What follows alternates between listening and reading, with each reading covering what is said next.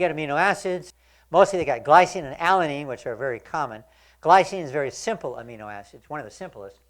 Alanine, likewise, they got 1% alanine. Alanine, 0.75%.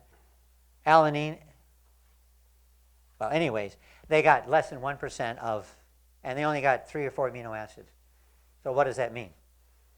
That means that you need all 20. 1 or 2 amino acids, what good does that do you? It's not going to solve the problem. You need all 20, and you need certain kinds of all 20. Okay, what did they get? They got a few amino acids, plus they got carbon monoxide. And you know about carbon monoxide. So that's carbon monoxide. And molecular nitrogen. Now that can be a problem in certain forms, but still the carbon monoxide will do you in. And the dominant material, though, was called tar or resin. Tar is commonly known when you light a cigarette.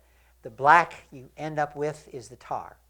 And tar, it's literally tar that they, like the tar that they use to tar roads with. It's not quite the same chemical consistency, but it's similar. And tar, though, is carcinogenic, causes cancer.